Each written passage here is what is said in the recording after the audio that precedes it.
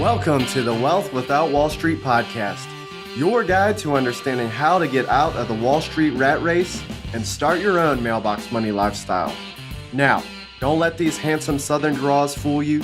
These financial minds are teaching our country to enhance savings, increase cash flow, and create passive income, all without the help of Wall Street.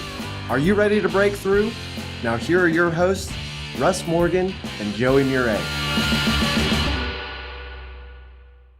Welcome into the Wealth Without Wall Street podcast. This is episode 38.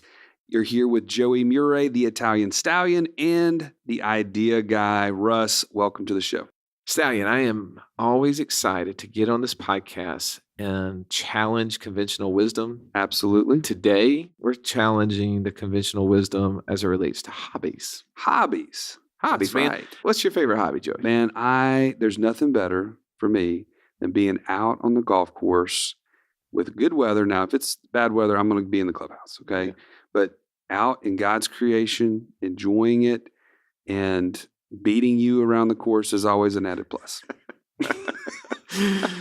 Oh, my goodness. This is not a comedy. This is supposed to be an informational podcast. Well, I will say this. What about you? What's yours? We're not talking about, well, I'll give it to you in a second. Oh, okay. But the goal of this, as I think about hobbies, is typically, this therapeutic thing that we do. We break away. It helps us, take all the stresses that we carry from our businesses, and we can just put that to the side. Right.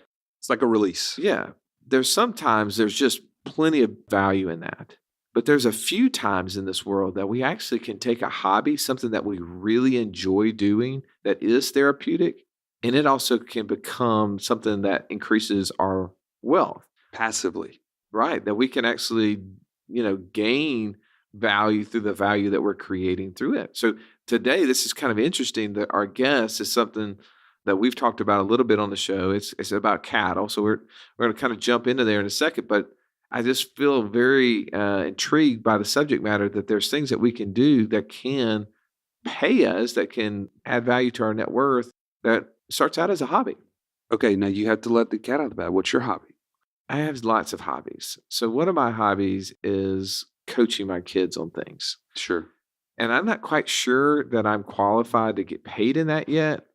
Since I never was a swimmer, and, my two that are really active right now are swimming, I tell them, swim fast, be the first one that hits the wall, right? Dude, that's priceless knowledge right there. I will say the other day that I was a timer at one of the little summer meets, so you don't have to have any real qualifications. Just can you press the button whenever they hit the wall? And we were coming out of a little technical difficulty, so I decided to pump up all these little 6 to 13-year-old kids. I went around, I was high-fiving them, let's get ready to swim. and so I'm going around and I get to these two dads at the end of the thing, and I gave one of them a high five, and he's like, "Attaboy, coach. Yeah, good job, man." Nice. And I was like, yeah. Did you have some theme music playing? Well, I had that in my head. Yes. Okay. Well, maybe not that. That was more like disco style. It was more like the Rocky theme or something that was in my head. But either way, I was like, nah, they thought I was a coach. Hey, by the way, where's those snacks for coaches? I love that. Well, as you mentioned, we have a great friend of ours in the studio today, Jamey Reynolds, who is not, his full-time job is in real estate. He is co-owner of the Josh Vernon Group with Brick Realty here in Birmingham. He's one of our great friends and clients, and the founder of the idea behind Iron City Cattle Company. How he took his passion, his, like you said, release, his hobby, and created a passive business from it. So I am grateful for him being here, and I know you're going to get a lot of value out of today's conversation. So let's go ahead and get to it.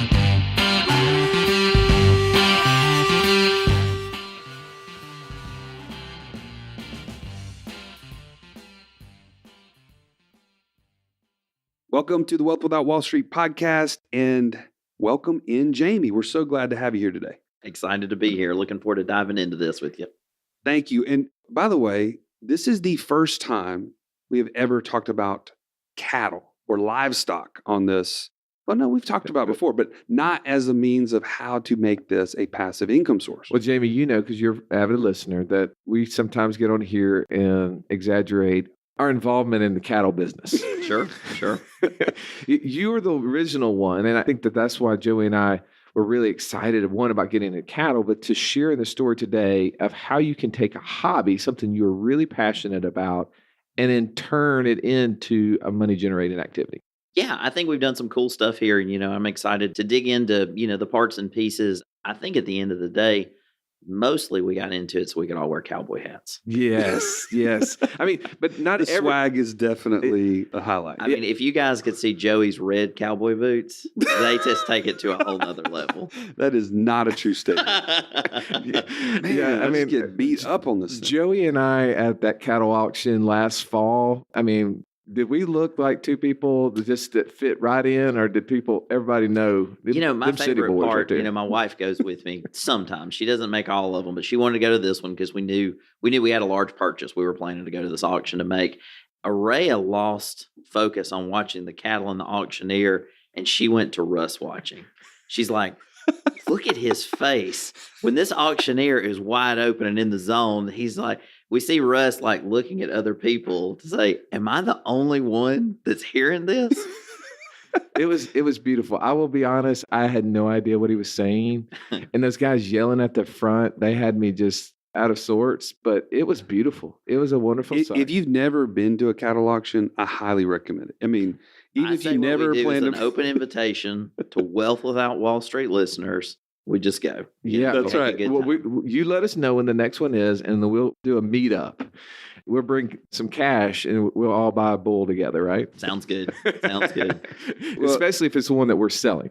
That's right, because we'll be excited. We'll be celebrating. Well, I think the point of this show, though, is to get into hobby, because some people run their business like a hobby, and we are not advocates of that. You've got to be focused on how you're going to sell your business. But most hobbies don't turn into capital. I mean, for instance, I could take Joey on the golf course and I can literally beat him up and down the course, but I can't feed my family on that. That's just not something that's possible. No, in fact, nobody can make money in fantasy land, okay? So go ahead and just cut that out. That you beating me on the golf course is a fantasy. But Jamie, how did you take a hobby and apply that into actually making money? Yeah, this is something that's always fascinated me. There's been a hobby, an interest, a passion, whatever you want to call it, something I've gone back to over and over and over again. But something that struck me was that just the way I see most people do it wasn't fascinating. It wasn't interesting. And I know a lot of farmers that, and I think you guys have kind of gotten into that niche just a little bit, that it's huge sums of cash. Sometimes they make it, sometimes they lose it. It's a tough lifestyle. And, anybody, I think we're all fascinated a little bit with the cool things of being a cowboy. The guys we see on TV riding the horse and the cowboy hat and, the tough guy. But the part of the story nobody wants to talk about is, feeding livestock in the pouring rain or the freezing cold or a sick animal or, all those parts and pieces. And as you guys mentioned, I'm actually a full-time real estate agent. I have a large team that's a lot of demands. My focus has to be in other places. So this wasn't something that I wanted a full-time job in the cattle business, but I wanted to participate in it. But also, in addition to the fact that I love the animals and I want to participate in the animals, I'm also pretty intrigued by, I don't want to just throw money at something just because it's something that I like. So I wanted to identify something specific, kind of change the niche of an outside the box perspective, I guess is the best way to put it, of how can I do this differently? And that's kind of the plan we came up with. Well, and I love how you mentioned a couple things I gathered from that and just from knowing you and being involved with this. You didn't have the time to make this a full-time gig. And so you had to be creative, right? You had to imagine not just how everybody else does cattle. How can I do it in such a way that didn't demand all my time, but I could still be around a passion? It's almost like therapy for you, right? And how many people that are listening to this podcast have a hobby, something that they like to just kind of decompress and go do? I know I've talked to you and you're driving out to the land and you're, man, I love going out there and working the land. I love being out there and working with my hands, whatever. So you turn that now into something that's paying for itself at the very least, and in many ways make it a profit. Yeah, I mean, I think you hit the nail on the head exactly in that, we've built a really exciting real estate business that's the path. That's what we're going to be doing for the next 15 to 20 years. The cattle business, the owning the property, living in that scenario, that's the end all one day. So what this was basically something to put the two together. How can I participate in an industry that I absolutely love, that I have some knowledge, I have some contacts? Can I put something together that several people in the process can benefit from? And that's the plan. You and I sketched it out on paper. We've got our very first group born on the ground, moving through that process. And it's crazy to think it was something we were talking about a year and a half ago of could it be done? And, over the last year and a half, we've made some serious moves. Some really neat things have happened. We've made friends all over the country because of it. So it's just the parts and pieces are coming together. It's really exciting to see. What I've noticed too is that you've taken your expertise in marketing. That's how you've grown your business. You have been a disruptor in a more traditional referral based belly to belly business in real estate and have gone into the market space and have started capturing people and have grown a great business because of it. And I've watched you take that same expertise and apply it into this world. I mean, the networks, the swag. I mean, by the way, we've got some really sweet Iron City cattle swag out there. I mean, I see you selling meat. I see you selling semen. I mean, all these things. Not mine. Thank you for clarifying that. But you've taken that marketing aspect, something that was a gift of yours, and just applied it into this hobby. Well, I'll tell you what I found, in my opinion, was the biggest weakness of the cattle industry, and this may be businesses in general, is I felt like the guys who were the absolute most skilled at raising those high dollar animals that we're all fascinated with. And take any industry. If cattle doesn't interest you at all, let's talk racehorses. Justify just won the Triple Crown, and there's millions and millions of dollars that will be made off of his future offspring and, the things they'll do with that. But where I found such a disconnect is like our close friend at this point, Nick. He has a gigantic farm, does a tremendous job, but Nick is so busy. He doesn't really have time for the one-on-one relationships with somebody who's just getting started and wants to buy one animal. It's not big enough for those guys. So the guys who are kind of the titans of this industry are the experts, the ones that are raising these $25,000, $50,000. We even saw a $100,000 bull sale last year at an auction. They don't have the time for that. So buying, selling, the interpersonal relationships, that's what I love. And that's what I felt like was missing, that we could, kind of capitalize and build a small group of people that we could do some really cool things with. Well, one more thing too in this is that you didn't just go after anything. You got very targeted in the animals that you wanted to get into. Yeah, I think that's a huge part of it. I've heard you guys use the phrase, stay in your lane. I don't know racehorses. I don't know other animals. This is an animal that I've been around. I've had some close friends that have been in that industry. I grew up. My granddad had a small farm, so I have some base knowledge. I would say far from an expert as far as every part and piece, but that's okay. My strong belief is no matter what our business is, the business you guys are in, real estate, I was in the floor covering business. My strong belief is we build a vast network and then we market through that network. So I've spent the last couple of years, assembling people that I think are key players in this from the people who will supply the animals in the very beginning, moving through the process of an end user. Well, it's important that you said that because I heard a story one time about Henry Ford. He was supposedly brought before Congress or the government in some form or fashion, basically challenging whether or not he was capable of running this superpower business, right? Because he had like a 5th grade education. And he says, I have the expert. What question do you have? I'll bring the expert in here to answer the question for you. So what you've done is, like you said, you didn't have to be an expert in all those areas, but you knew what your expertise was. And you took that and said, hey, I'm going to take a hobby and then I'm going to go find the experts and I'm going to be able to build a fun business out of this that I can be part-time in, but know that I'm still being skilled and I'm doing it in an excellent way. Yeah, I think that's been one of the greatest experiences so far. Some of the people who we didn't expect to, starting from you guys, honestly, this Joey and I were talking about this as just a strategy and, you expressed some interest and that led to Russ deciding it was something he was interested in. Some good friends of ours who are real estate attorneys said, man, we'd like to participate in this. And then my business partner in real estate also expressed interest. So there's 6 of us we've put this together. We've already had an investor purchase some animals from us that we're helping him see this through. So it's interesting to see people who you would never, ever at all attribute that, this is somebody that's going to be fascinated by this, raising their hand and saying, we'd kind of like to play ball with this. That's what you guys are doing. At the end of the day, I think it's fun more than anything else, but there's very much a specific target that we're going for, and it's exciting to see the parts coming together. Well, and I love how you discovered a gap. That's something I think we can take away from this interview, as well as you found a gap, a known section in the market that you're like, wonder why somebody's not marketing like this, right, in this particular field. So I think as entrepreneurs, we're always kind of thinking about our business that way. We're looking at our business on it instead of in it.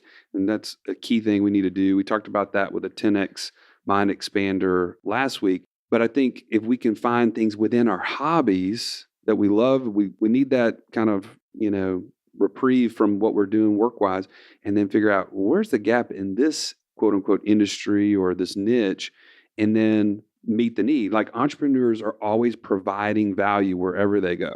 And so this is a natural thing, but it's not always natural to think about your hobby in this way. So hopefully we can all kind of walk away from this and find that for what we'd like and to do. I think there's so many things that you can apply this to. I've got friends that do this in the car industry, whether that be a classic car that they can discover and they can do the work and the elbow grease and put it. I have an uncle who does this with boats. He's always been in the fishing industry. So he's got a specific, like a 19 to 25 foot boat. He knows those. He knows he has a niche for them. And I've seen him countless times take one of those and what we would call a flip in real estate, polish it up, sell it. I think Lincoln does guns. That's right. A close friend of ours. It's in the mortgage industry. He does this with very high end, guns. So I think a huge point from this is, while cattle is the thing that fascinates me, there's also such a learning piece that it's anything, coins or stamps, or there's so many different things that people could participate in.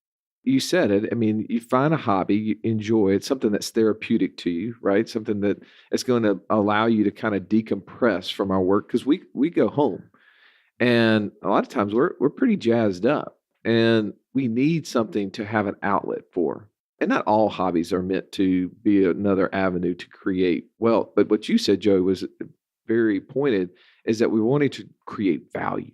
As entrepreneurs, that is the passion we have, is to create value. And what you saw in the cattle industry is, man, I could add value here. And then all you start doing is building relationships. I got to imagine that this is also going to kind of feed back to your mainline business in some way. Yeah, I can trace one. Absolutely. A good close friend of mine that we talked about, Nick, that owns Lake Majestic Farms, that we're actually partners with on some animals. He just hired a new ranch manager who moved here from Louisiana. I actually knew Vince as well from another relationship at another place.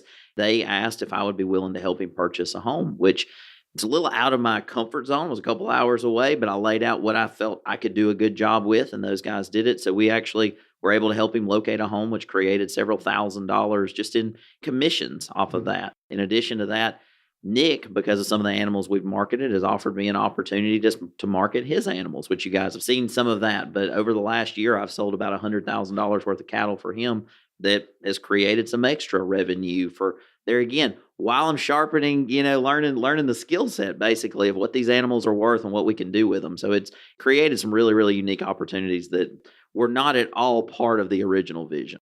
I love the idea. Something I'll take away from that as well.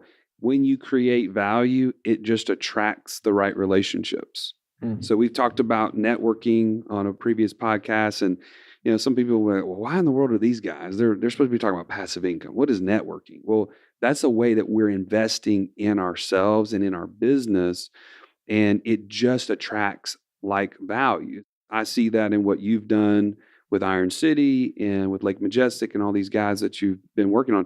Every time we go to these auctions, everybody knows Jamey, right?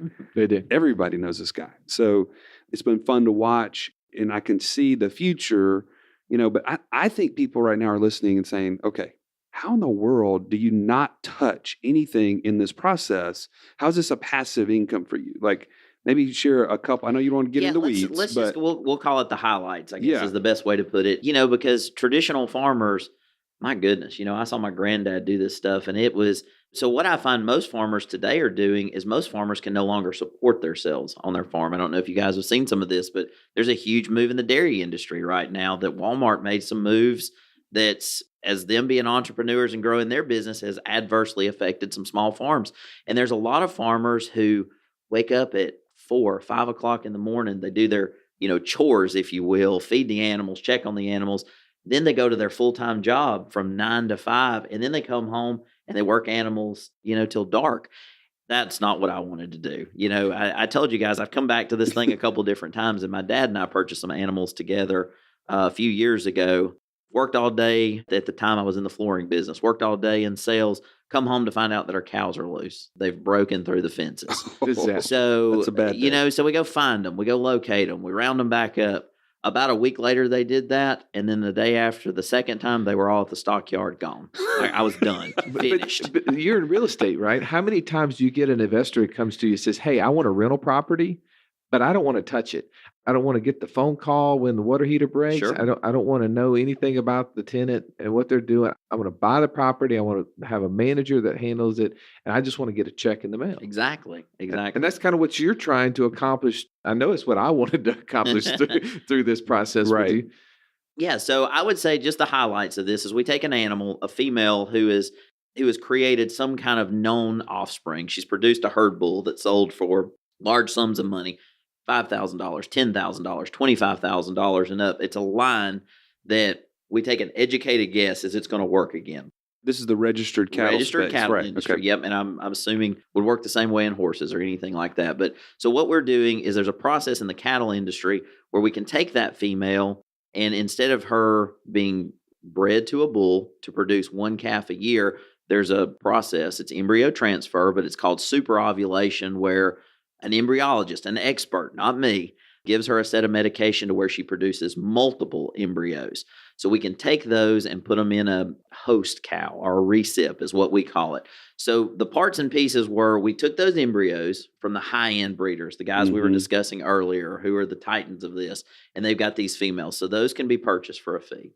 Then we take those to more the traditional I mean, farmer. are those embryos sitting in like your freezer at the house? So not or- mine, but they're stored cryogenically, I guess is the best way So you're to not put it. holding on to them. Yeah, so this there is- again. So our very first set of live calves, in all truthfulness, you guys have never seen them other I've than seen the pictures. pictures. I've seen Other than pictures. They're pretty. They're Yep, pretty. they look good. So, but basically, we purchased the embryos who the embryologist had. The embryologist brought to the farm to put in the recip cows. I was definitely not involved in that part of the process. We'll just let y'all's imaginations run wild with that one. But they have to physically be put in. I definitely didn't want to be part of that.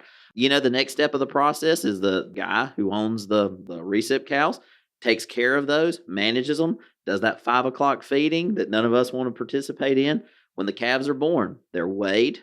They're given some vaccinations to make sure they're healthy, everything's good. He then cares for them with the mama cow. They're cared for the next 6 months. At that point, we pick them up. When you I say did. we, So I did participate in this. I did drive a truck, but it could have been farmed out. It absolutely could have been done. But they were moved from that guy's farm who got his check, services rendered, he's done. And he loves this scenario because he charges us a premium above what those just stockyard calves would have been worth. So on our calves, he made $400 to $500 extra. He's happy with the arrangement. They're then moved to the registered farm. This is Lake Majestic, our good friends there, who also, again, weighed them, ear tag. We're pulling DNA to verify that they are who they're supposed to be, and all those parts and pieces.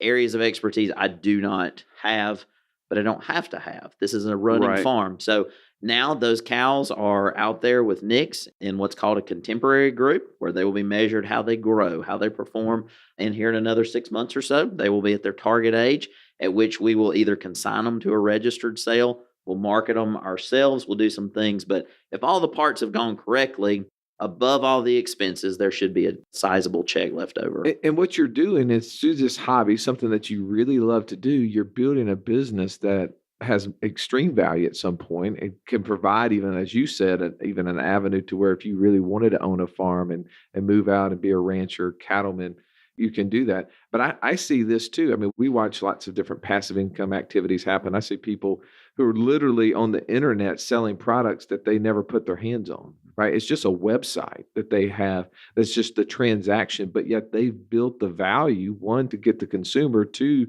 to have the distributors that they are able to middle that stuff through. You're creating that. And as I'm listening to this, and I want you, as you're listening to this in your car or running down the road or whatever you're doing right now, to kind of imagine what hobby are you in that you find value, you find pleasure in, that also, through your expertise and what you're doing as a business owner, maybe you could go out and you could create an opportunity that could, just add value to the world, but also get compensated to do it. Well, and I love the fact that you get to be involved in the parts and pieces that you want to be involved with. And then you found the experts along the way to fill in the gaps. And that's something I think I'm going to go back to this 10X Mind Expander. He talks about us working in our unique ability as business owners. And that's kind of the same idea that we can use for what we're talking about with hobbies and say, okay, well, what do I love about this? And what do I maybe not want to be involved in? And so obviously use the embryo insertion as the part that you want to thank you. And I think you guys hit it on the nail, and you've seen me in what I would consider my favorite part of it. That's the sale day, the day that all the guys come together, and it's twofold. It's the enjoyment of being able to be proud of something that you've seen from the very beginning. You've seen it grow, you've seen it, and it's a chance to basically evaluate it against all your peers and your friends who are also in this industry, because we're all bringing our very best to sale day is basically what it works out. So we get a chance to see, okay, what did he come up with this year? What's Trey and Kendall been able to do? What have we done? And it's going to be very fascinating for us to get to compare that we're going to be competing in a space with people who've done this their entire lives. And through technology, my opinion is we're going to make some gigantic strides because we are doing things completely different. Joey and I read the book 10X Mind Expander. And one of the things Jamey just finished it too. So, in that book, he said that if you're going to 10X, you're going to have to embrace technology. Yeah. And that is an area that the cattle industry, for instance, from my limited viewpoint, in some areas have embraced it, but in others just love the fact that my granddad's granddad, they did it this way. Sure. When you come in as a disruptor to that and can really create value through using technology and being willing to embrace it, I think there's real opportunity there. So. Well, and I tell you where I think it's exciting is, I guess I'm coming into it kind of in the middle of the road. I've seen some of those things. I've seen some things I like, but in this alliance with our friends and partners, you guys have no knowledge of the cattle industry. And I know Russ sometimes in our lunches will challenge us, well, why aren't we doing it this way? It's so exciting because if you come in without a set of rules, and I talk about this with my real estate agents sometimes, that they live in a box. Also just finished a 10X book, but it was Grant Cardone's 10X book. And he said, why should we compete in a space and play by the rules if we can get unfair advantages by stepping outside of the box? And I think that's a powerful, powerful thought, that if everybody does it this way, but you can create a new avenue to do something, then, there's untold opportunities. And when you set a trend, others will follow. But if you do it the right way, you're so far ahead of them that you've got a real opportunity to get some stuff done. I'm thinking we may even have Uber Cow come from this. Possibility, for sure. We're that was a total joke. You are seeing, obviously the end result of this is the meat. We know that everybody's going healthy. They're trying to find better ways to eat. I see these Eat, Go, Fit things popping up everywhere. You've got the meals being sent to us in the mail that, are on these healthy plans.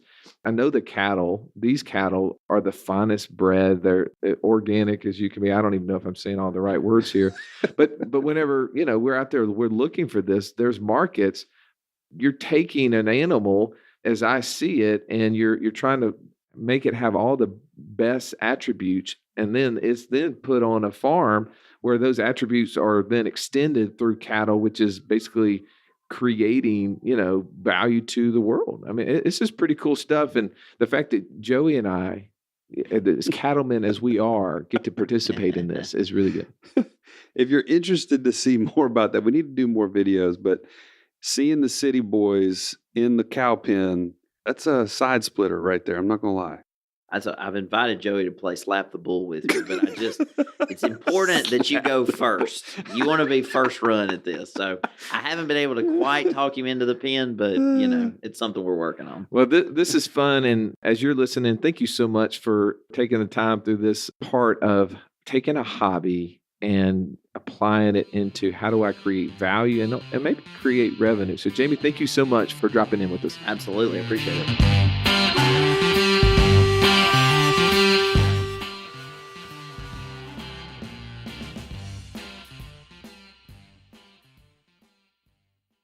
That was uncommon thinking there, Joey.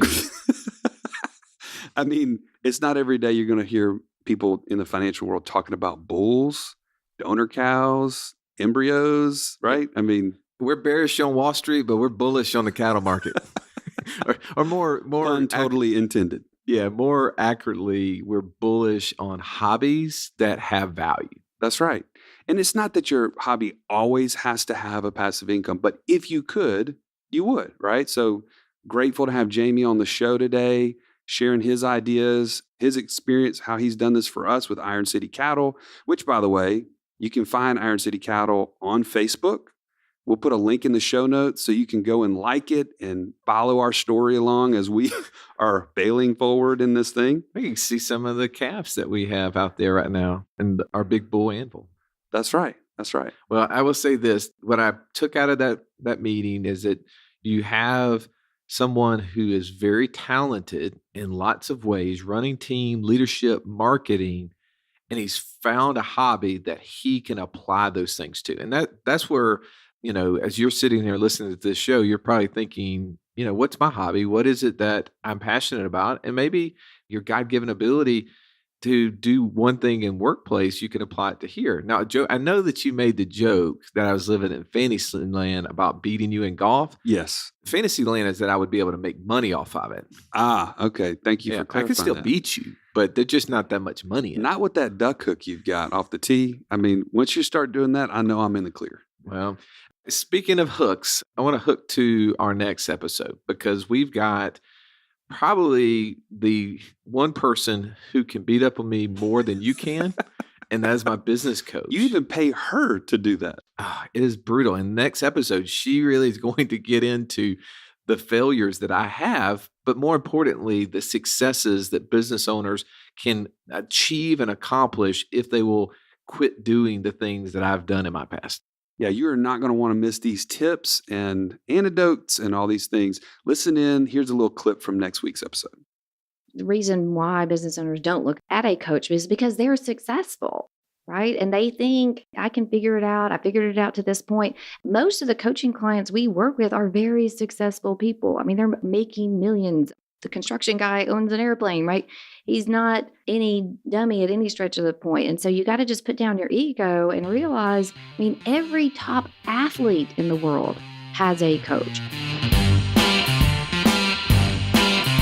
This has been the Wealth Without Wall Street podcast. Don't forget to subscribe to the show to break free of the Wall Street mindset and begin building wealth on your own terms in places you understand so that your wealth will never run dry. See you next episode.